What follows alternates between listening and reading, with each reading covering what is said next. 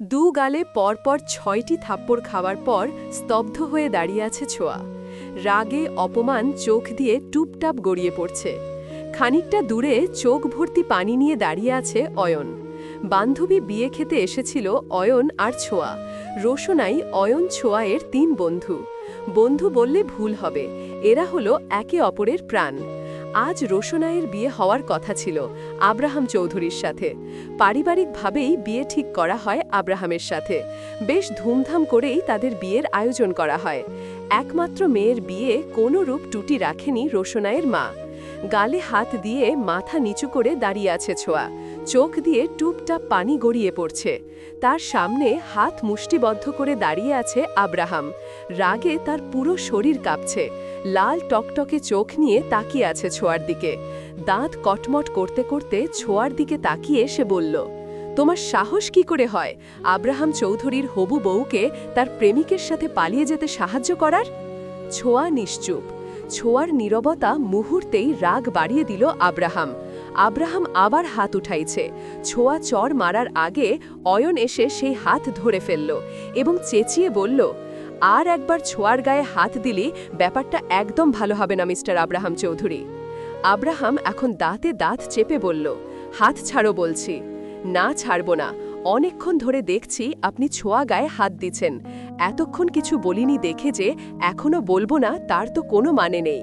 আপনি কোন সাহসে ছোঁয়ার গায়ে হাত দেন? এই বেয়াদব মেয়েটার জন্য আমার পরিবারের সম্মান নষ্ট হয়েছে। দুটো পরিবারের মান সম্মান ধুলোয় মিশে যাচ্ছি, আর তুমি বলছো কোন সাহসে ওর গায়ে হাত তুলছি? হ্যাঁ বলছি, কোন সাহসে আপনি গায়ে হাত তুলেছেন? আপনার বিয়ের আগে খোঁজ করা উচিত ছিল যাকে আপনি বিয়ে করছেন তার অন্য কারোর সাথে সম্পর্ক আছে কিনা, সে অন্য কাউকে ভালোবাসে কিনা, জোর করে তাকে আপনার সাথে বিয়ে দেওয়া হচ্ছে কিনা নিয়েছেন খোঁজ? নেননি তো, তাহলে এখন ছোঁয়ার দোষ কেন দিচ্ছেন? কি বলতে চাচ্ছ তুমি? অয়ন আব্রাহামের হাত ছেড়ে দিয়ে টান টান হয়ে দাঁড়িয়ে বলে, তেমন কিছু বলতে চাইছি না। রোশনাই একজনকে ভালোবাসত, খোঁজ নেওয়া উচিত ছিল যে সে অন্য কাউকে চাই কিনা। অয়ন কথাটি বলে ছোঁয়ার দিকে তাকালো। ছোঁয়া মাথা নিচু করে এখনো ফুপিয়ে যাচ্ছে। অয়ন আলতো হাতে ছোঁয়ার চোখের পানি মুছিয়ে দিয়ে বলল, কাঁদছিস কেন পাগলি?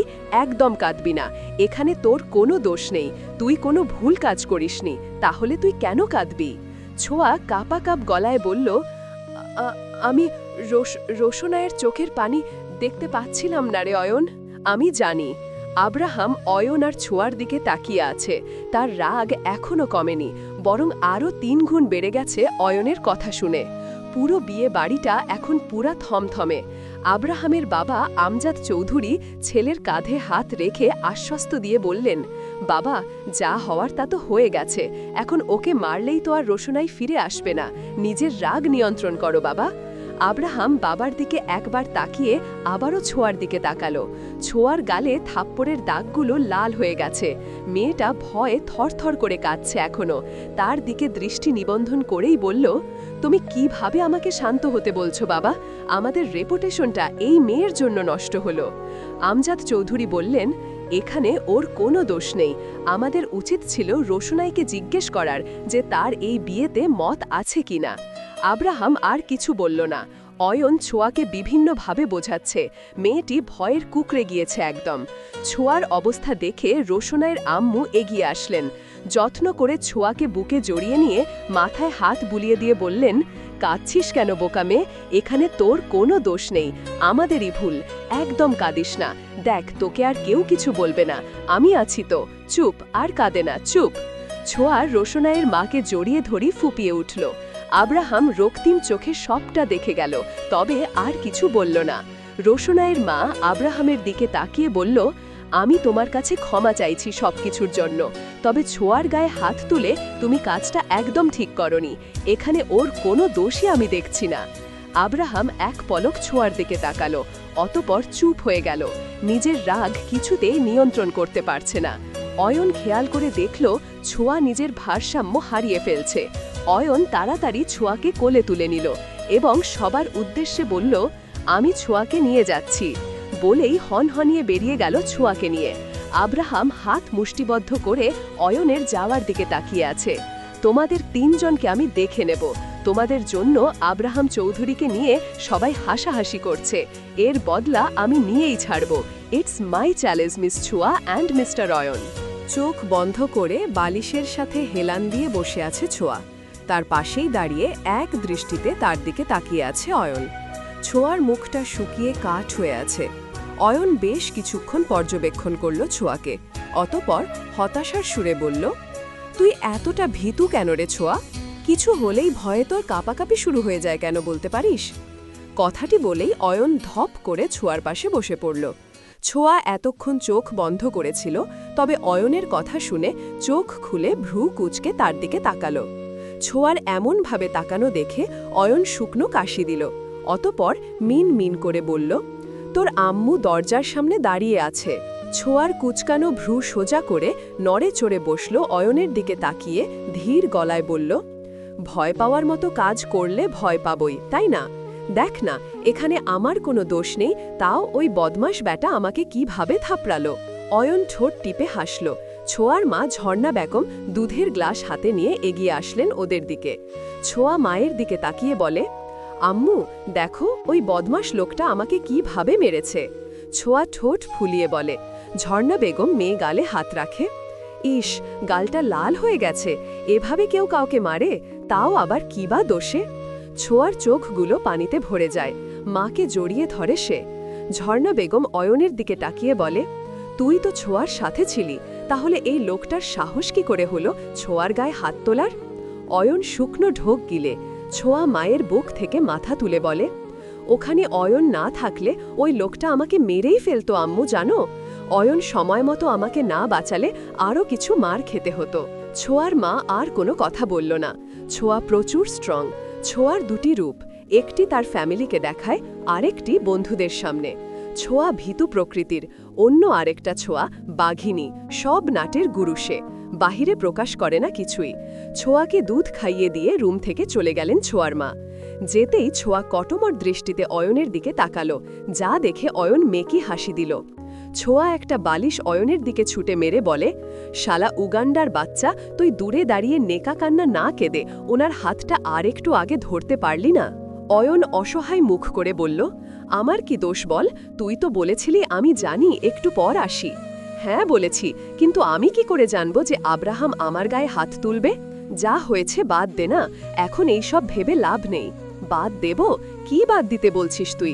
আমার গায়ে হাত তুলেছে, ভরা বিয়ে বাড়িতে আমাকে অপমানিত করেছে, সেসব আমি এমনি এমনি ভুলে যাব? একদম না। তাহলে তুই কি করতে চাচ্ছিস, একটু বলবি আমায়? ছোঁয়া মুচকি হেসে বলল, কি করব মানে?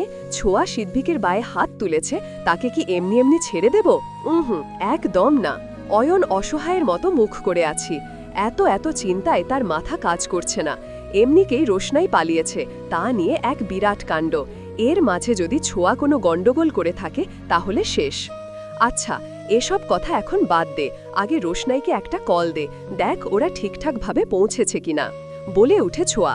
অয়ন পকেট থেকে ফোন বের করে রোশনাইকে নাম্বারে কল দেয়। দুবার রিং হওয়ার পরে কল রিসিভ করে রোশনাই। হ্যালো।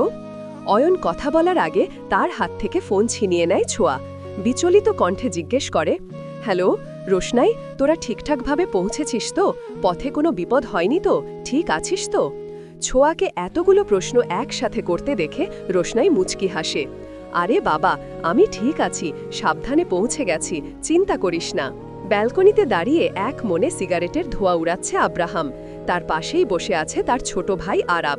ভাইয়ের বিধ্বস্ত মুখ দেখে চিন্তিত আরাব ভয়ে ভয়ে আব্রাহামকে জিজ্ঞেস করে বসে, ভাই তুমি ঠিক আছো তো?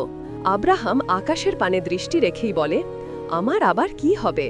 আরাব আবারও ভয়ে ভয়ে জিজ্ঞেস করে, ভাই তুমি কি রোশনাইকে ভালোবাসতে? তার সাথে বিয়ে না হয় তোমার কি মন খারাপ?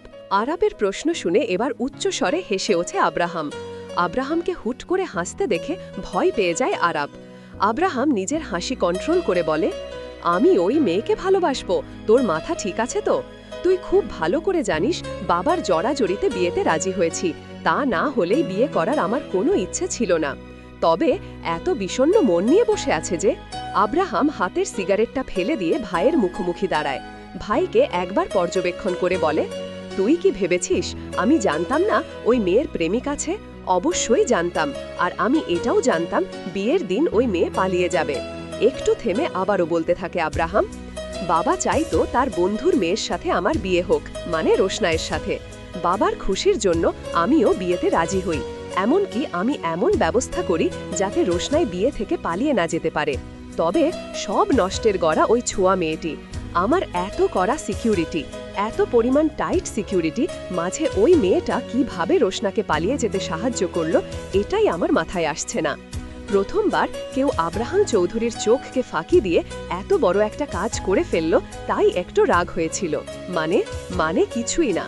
আমি শুধু এটাই ভাবছি, আমার এত সিকিউরিটি থাকা সত্ত্বেও সাধারণ একটা মেয়ে কিভাবে পারল তাদের চোখ ফাঁকি দিয়ে রোশনাইকে বের করে দিতে।